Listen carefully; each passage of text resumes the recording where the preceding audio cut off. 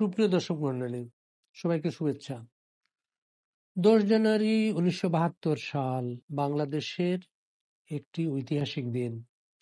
বঙ্গবন্ধু এদিন স্বাধীন বাংলাদেশে ফিরে এসেছিলেন এবং তার ফেরার মাধ্যমে 16 ডিসেম্বর যে নতুন একটা দেশ স্বাধীন হয়, সেই স্বাধীনতা সম্পূর্ণ হয়েছিল জাতির পিতা মুজিবের বাংলাদেশে ফেরার মাধ্যমে।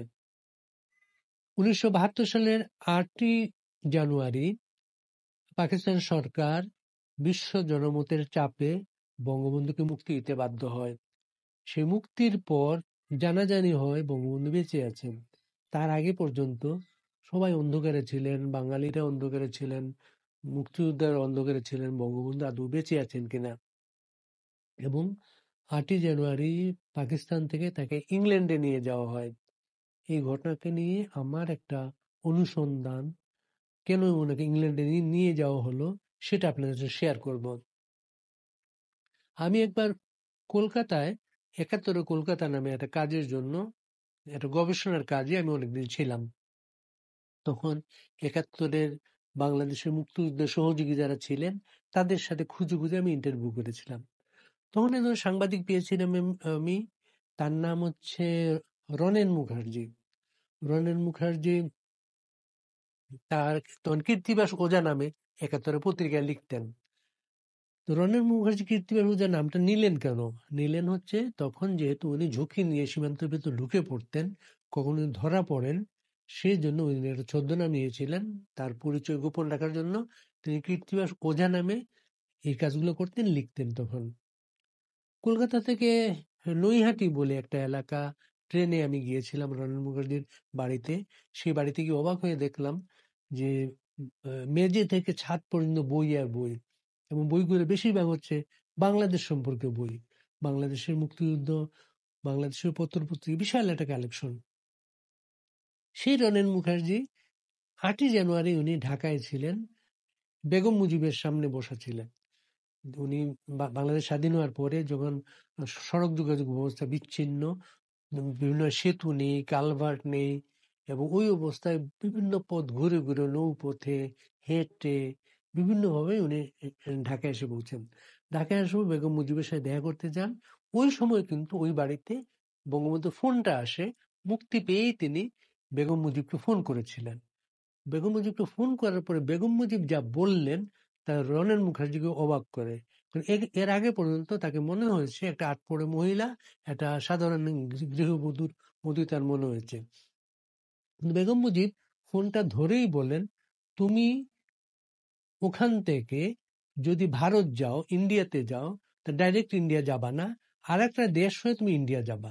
তুমি ডাইরেক্ট যদি ইন্ডিয়া যাও তাহলে তারা তোমাকে ইন্ডিয়ান লোক হিসেবে চিহ্নিত করবে, তোমার জন্য এটা ক্ষতি হবে। এটা শুনেই রণেন মুখার্জি কীর্তিবাস ওঝা মনে হয়েছে যে মহিলা তো অনেক কূটনৈতিক বুদ্ধি সম্পন্ন মহিলা।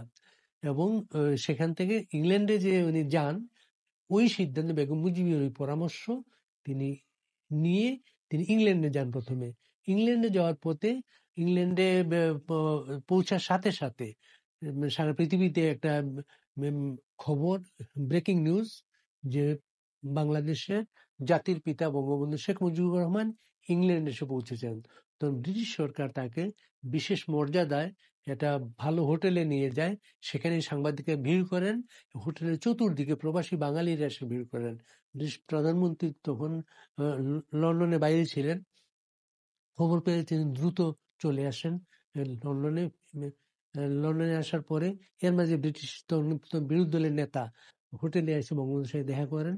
দেখা করার পরে বঙ্গবন্ধুকে নিয়ে যাওয়া হয় ব্রিটিশ প্রধানমন্ত্রীর বাসভবন, যেটা 10 ডাউনিং স্ট্রিট, সেই বাসভবনে নিয়ে যাওয়া হয়। সেখানে তিনি অপেক্ষায় ছিলেন। বঙ্গবন্ধুর গাড়িটা ওই যে গাড়িতে তাকে নিয়ে এসেছে, গাড়িটার দরজা খুলে তিনি বঙ্গবন্ধুকে অভ্যর্থনা করেন। এটা তখন বিশ্ব মিডিয়ায় আলোচিত ছবি এবং নিউজ হয়েছিল। সেখান থেকে বঙ্গবন্ধুকে ভারতে নিয়ে যাওয়া হয়। বঙ্গবন্ধুর কৃতজ্ঞতা ভারতের প্রতি, ভারতের মানুষের প্রতি কৃতজ্ঞতা, তারা বাংলাদেশে মুক্তিযুদ্ধ সহযোগিতা করেছেন। ভারতের এই কৃতজ্ঞতার বিষয়টা আমি শুনেছিলাম সোনিয়া গান্ধীর মুখে।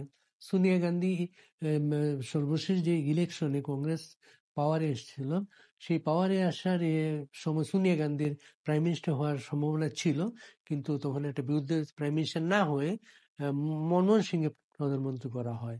সোনিয়া গান্ধী এনডিটিভিতে তখন একটা ইন্টারভিউ দিয়েছিলেন।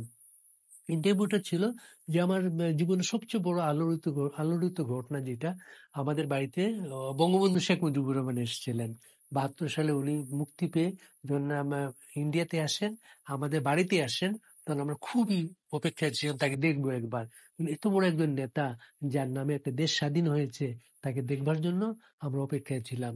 বঙ্গবন্ধু আমাদের বাড়িতে আসলেন, আমাদের সাথে পরিচিত হলেন, আমাদের সাথে ছবি তুললেন। এই ঘটনাটা আমার জীবনের সবচেয়ে আলোচিত ঘটনা এই কারণে যে তার মতো একজন বড় মাপের নেতাকে আমি এই প্রথম দেখেছিলাম সামনাসামনি। সেই ঘটনা স্মৃতিচারণ করেছেন সোনিয়া গান্ধী।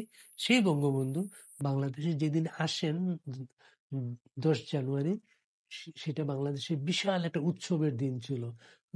হাজার হাজার মানুষ, লক্ষ লক্ষ মানুষ।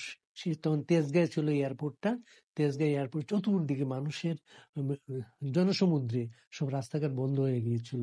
সেখান থেকে তাকে রেসকোর্স ময়দানে নিয়ে আসা হয়, যেটা আজকে সরোয়ার্দী উদ্যান, যেখান থেকে তিনি 7ই মার্চের ভাষণ দিয়েছিলেন। সেখানেই তাকে আনা হয়। সেখানে তিনি বারবার কাঁদছিলেন, সেই দিন কাঁদছিলেন আর বলছিলেন যে আমি আমি জানতাম না আমি এইভাবে ফিরে আসতে পারবো। তারা আমাকে বারবার হুমকি দিচ্ছে, আমাকে মেরে ফেলবে। তো আমি একটাই কথা বলছিলাম, তোমরা যদি আমাকে মেরে ফেলো, তো আমার লাশটা যাতে বাংলাদেশে পাঠাও, বা আমার আমার শেষ শয্যাটা যেন বাংলাদেশের মাটিতে হয়। তখন তাকে নিয়ে উচ্ছ্বাস, মানুষের উচ্ছ্বাস এই কারণে, উচ্ছ্বাসের কারণটা হচ্ছে 16 ডিসেম্বর দেশ স্বাধীন হয়েছে, মানুষ তো কোনো জানতো না বঙ্গবন্ধু বেঁচে আছেন। বঙ্গবন্ধু ফিরে আসার মাধ্যমে বাংলাদেশের স্বাধীনতা সম্পূর্ণ হয়। আজকে বাংলাদেশে একটা বিরূপ পরিবেশে 10 জানুয়ারি এসেছে। বাংলাদেশে এর আগে 15 আগস্ট বঙ্গবন্ধু হত্যা করা হয়, হত্যা করার পরও বঙ্গবন্ধু নিষিদ্ধ করা হয়েছিল বাংলাদেশে, জয় বাংলা নিষিদ্ধ করা হয়েছিল। আজকে আবার বঙ্গবন্ধু নিষিদ্ধ বাংলাদেশে, জয় বাংলা নিষিদ্ধ। সেই পরিবেশ যারা 15 আগস্ট পালন করতে দেয় নাই, 71-এ পরাজিত, 71 এবং 75-এর পরাজিত শক্তি বাংলাদেশের রাষ্ট্র কাঠামো দখল করেছে, তারা বঙ্গবন্ধুর নামই উল্লেখ করতে দিবে না। তারা 72-এর সংবিধান কবর রচনা করবে। এই ঘোষণার সময় সারা দেশে আওয়ামী লীগের নেতা কর্মীরা কোথাও দাঁড়াতে পারছে না। এরপরও সেই বাংলাদেশে 10 জানুয়ারি এসেছে। বাংলাদেশে 10 জানুয়ারি সরকার বাধা দিল, 10 জানুয়ারি পালন হবে মানুষের প্রাণের উচ্ছ্বাসে, কারণ ইতিহাস কেউ মুছে ফেলতে পারে না। সেলুট আওয়ার গ্রেট লিডার, জাতির পিতা বঙ্গবন্ধু শেখ মুজিবুর রহমান। জয় বাংলা।